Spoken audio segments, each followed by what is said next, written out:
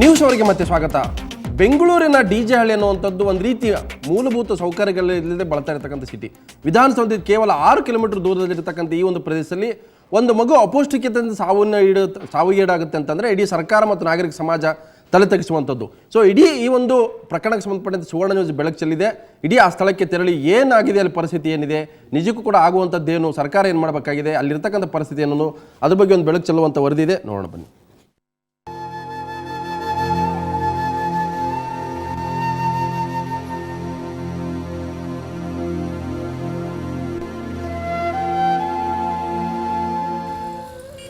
ಇದು ದೇವರ ಜೀವನಹಳ್ಳಿಯ ಮೋದಿ ರಸ್ತೆಯಲ್ಲಿರುವ 17ನೇ ಕ್ರಾಸ್.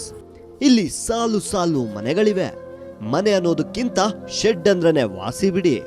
ತಿಪ್ಪೆಗುಂಡಿಯ ಮೇಲೆ ಶೀಟ್ ಹಾಕಿದ 500ಕ್ಕೂ ಹೆಚ್ಚು ಮನೆಗಳಿವೆ. ಇಲ್ಲೇ ಇದ್ದ 6 ವರ್ಷದ ಮಗು ಮೇಘಲ ಕಳೆದ ಬುಧವಾರ ನ್ಯೂಮೋನಿಯಾಗೆ ತುತ್ತಾಗಿ ಪ್ರಾಣ ಬಿಟ್ಟಿದೆ. 6 ವರ್ಷವಾದರೂ ನಡೆಯಲಾರದ ಆ ಮಗು ಅಪೌಷ್ಟಿಕತೆಯಿಂದ ಪ್ರಾಣ ಬಿಟ್ಟಿದೆ. ಅಂಗನವಾಡಿಗೆ ಹೋಗುತ್ತಿದ್ದ ಮಗು ಅಲ್ಲಿನ ಊಟ ತಿಂದೆ ಪ್ರಾಣ ಬಿಟ್ಟಿದೆ ಅನ್ನೋದು ತಾಯಿಯ ಆರೋಪ. ಹಾಲು ಮೊಟ್ಟೆ ಎಷ್ಟು ಸಾರಿ ಕೊಟ್ಟಿದ್ದಾರೆ. ಏಪ್ರಿಲ್ ಅಲ್ಲಿ ಸ್ಕೂಲ್ ರಜಾ ಆದಲ್ಲಿ ಒಂದು 6 ಮೊಟ್ಟೆ ಮನೆಗೆ ಹೋಗಿ ಕೊಡ್ರಿ ಅಂತ ಬೇಯಿಸ್ಕೊಡಿ ಅಂತ ಕೊಟ್ಟಿದ್ದಾರೆ. ಆಮೇಲೆ 4 ಮೊಟ್ಟೆ ಒಂದೊಂದು ದಿವಸ ತಗೊಂಡು ಬಂದು ಮನೇಲಿ ಕೊಟ್ಟಿದ್ದಾರೆ ಬೇಯಿಸೋರು. ಅಷ್ಟೇ, ಮಕ್ಕಳಿಗೆ ಊಟ ಕೊಡೋದು ಸರಿ ಇಲ್ಲ. ತುಂಬ ಆರೋಗ್ಯ ಅವರು ನೋಡಿದ್ರೆ ಅಂಗನವಾಡಿ ಕಡೆಯಿಂದನೇ ನನ್ನ ಮಗುಗೆ ತುಂಬ ಪ್ರಾಬ್ಲಮ್ ಆಗಿರೋದು.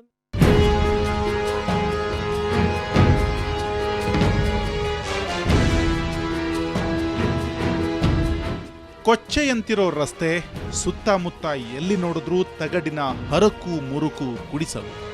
ಇದು ರಾಜ್ಯದ ಯಾವುದೋ ಮೂಲೆಯಲ್ಲಿರೋ ಬಿಕಾರಿಯಂತಹ ಹಳ್ಳಿಯಲ್ಲ. ಸಿಂಗಾಪುರ ಮಾಡ್ತೀವಿ ಅಂತ ಹೊರಟಿರೋ ಸಿಲಿಕಾನ್ ಸಿಟಿಯ ಮಧ್ಯದಲ್ಲಿಯೇ ಇರುವ ಡಿಜೆ ಹಳ್ಳಿ.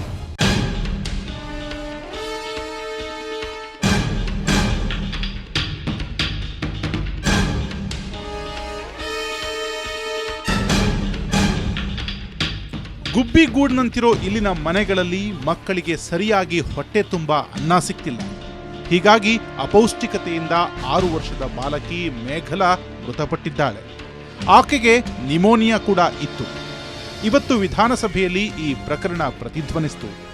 ಮೇಘಲ ಸಾವಿನ ಬಗ್ಗೆ ಸಿಎಂ ಸಿದ್ದರಾಮಯ್ಯ ಸ್ಪಷ್ಟನೆ ನೀಡಿದರು.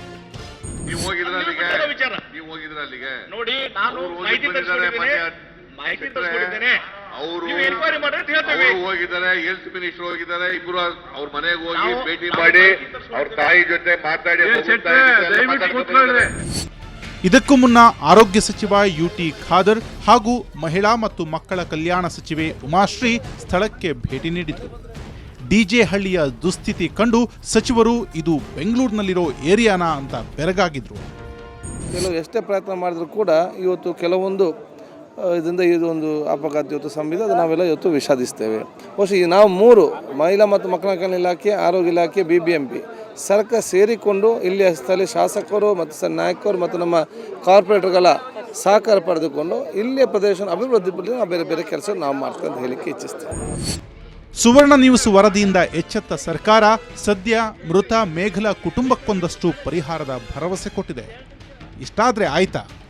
ಒಟ್ಟಾರೆ ಡಿಜೆ ಹಳ್ಳಿಯಲ್ಲಿರೋ 100 ಕುಟುಂಬಗಳು ಮೇಘಲ ಕುಟುಂಬದಂತೆ ಸಂಕಷ್ಟದಲ್ಲಿದೆ. ಸ್ಲಂ ಬೋರ್ಡ್, ಸರ್ಕಾರ ಇಂಥೋರ ಉದ್ಧಾರಕ್ಕಾಗಿ ಕೋಟಿ ಕೋಟಿ ಖರ್ಚು ಮಾಡೋ ಮಾಹಿತಿ ನೀಡುತ್ತೆ. ಯಾರು ಉದ್ಧಾರ ಆದ್ರೋ ಗೊತ್ತಿಲ್ಲ. ಡಿಜೆ ಹಳ್ಳಿ ಮಾತ್ರ ಡರ್ಟಿ ಆಗಿರೋ ಗಜಿಬಿಜಿ ಹಳ್ಳಿಯಾಗಿಯೇ ಉಳಿದಿದೆ. ಬೆಂಗಳೂರಿನಿಂದ ಕ್ಯಾಮರಾಮನ್ ಪ್ರಕಾಶ್ ಜೊತೆ ನಂದಿನಿ, ಸುವರ್ಣ ನ್ಯೂಸ್.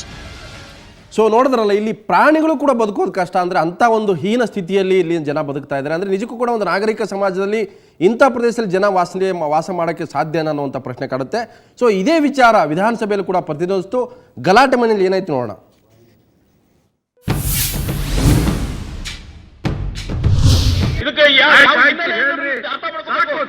ಸಭಾಧ್ಯಕ್ಷರಿಂದ ಚರ್ಚೆ ಮಾಡಲಿಕ್ಕೆ ಅವಕಾಶ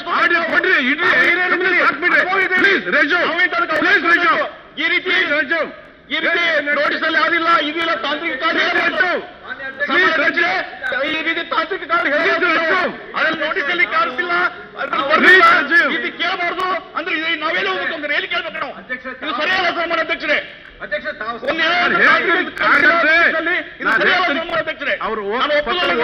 ನೀವು ಅನುಭವಿಸಿರಿ, ಹಿರಿಯರಿದ್ರಿ, ಹಾಗೆ ಈ ಪ್ರಶ್ನೆ ಕೇಳಬೇಡ್ರಿ ಅಂದ್ರೆ ಇದೇನು ಹಾಗಲ್ಲ, ನಿಮ್ಮ ಪತ್ರದಲ್ಲಿ ಏನಿದೆ ಅದನ್ನು ಮಾತ್ರ ಕೇಳ್ರಿ. ತಾವು ಲಿಬರಲ್ ಆಗಿ ಇಂಥವು ಅವಕಾಶ ಕೊಡ್ಬೇಕು. ಆಯ್ತಾಯ್ತು, ಲಿಬರಲ್ ಇಡೀ ರಾಷ್ಟ್ರದಲ್ಲಿ ಚರ್ಚೆ ಆಗ್ತದೆ ಈ ವಿಷಯ. ಸೊ ವಿಧಾನಸಭೆಯಲ್ಲಿ ಕೂಡ ಈ ವಿಷಯ ಪ್ರಸ್ತಾಪ ಆಯಿತು. ಹಾಗೇನೇ ಮಹಿಳಾ ಮತ್ತು ಮಕ್ಕಳ ಕಲ್ಯಾಣ ಸಚಿವೆ ಉಮಾಶ್ರೀ ಕೂಡ ಈ ಬಗ್ಗೆ ಪ್ರತಿಕ್ರಿಯೆ ನೀಡಿದರೆ ಬನ್ನಿ ನೋಡೋಣ. ಇಲ್ಲಿನ ವಾತಾವರಣ ಅಷ್ಟು ಜನ ವಾಸಿಸಲಿಕ್ಕೆ ಸಮರ್ಪಕವಾದಂತಹ ವಾತಾವರಣ ಇಲ್ಲ. ಎಸ್ಪೆಷಲಿ ಈ ಒಂದು ಘಟನೆ ನಡೆದಿರ್ತಕ್ಕಂತಹ ಜಾಗ ನಾನು ಹೇಳಿದ ಹಾಗೆ ಅಲ್ಲಿ ನಿರಂತರವಾಗಿ ಅತಿ ಹೆಚ್ಚು ಕಸವನ್ನು ಹಾಕಿರ್ತಕ್ಕಂಥದ್ದು ರೋಗ ರುಜಿನಗಳು ಬರಲಿಕ್ಕೆ ಕಾರಣ ಆಗಿದೆ ಅಂತಕ್ಕಂಥದ್ದು. ಈ ವಿಷಯದಲ್ಲಿ BBMP ಅವರು ಎಚ್ಚರವಾಗಬೇಕು, ಒಳ್ಳೆಯ ಕೆಲಸ ಮಾಡಬೇಕು ಅನ್ನೋದು ಜನಗಳ ನಿರೀಕ್ಷೆ ಆಗಿತ್ತು. ಸೊ ಬನ್ನಿ ಈ ಬಗ್ಗೆ ಚರ್ಚೆಯನ್ನು ಮಾಡಲಿಕ್ಕೆ ನಮ್ಮ ಜೊತೆಗೆ ನಮ್ಮ ಸ್ಟುಡಿಯೋದಲ್ಲಿ 4 ಗಣ್ಯರಿದ್ದಾರೆ. ಮೊದಲಿಗೆ ಏನು ಪರಿಸರ ಮಾಲಿನ್ಯ ನಿಯಂತ್ರಣ ಮಂಡಳಿ ಅಧ್ಯಕ್ಷ ಡಾಕ್ಟರ್ ವಾಮನಾಚಾರ್ಯ ಇದ್ದಾರೆ. ಹಾಗೆಯೇ ಇನ್ನೊಬ್ಬರು BJPಯ ಶಾಸಕರಾದಂಥ ಡಾಕ್ಟರ್ ಅಶ್ವಥ್ ನಾರಾಯಣ ಇದ್ದಾರೆ. ಹಾಗೆಯೇ Sampath Raj corporator BBMP corporator ನಮ್ಮ ಜೊತೆಗೆ. ಹಾಗೆ ಇನ್ನೊಬ್ಬರು ಮಾಜಿ ಮೇಯರ್ ಅಂತ ರಾಮಚಂದ್ರಪುರ ಇದ್ದಾರೆ. ನಿಮ್ಮ ಜೊತೆ ಕೂಡ ವಿಸ್ತೃತ ಚರ್ಚೆ ಮಾಡ್ತೀನಿ. ಈ ವಿಷಯದ ಬಗ್ಗೆನೇ ಒಂದು ಗಂಭೀರವಾದಂಥ ಚರ್ಚೆ ನಡೆಯುತ್ತೆ. ಅದಕ್ಕಿಂತ ಮೊದಲು ಒಂದು ಬ್ರೇಕ್.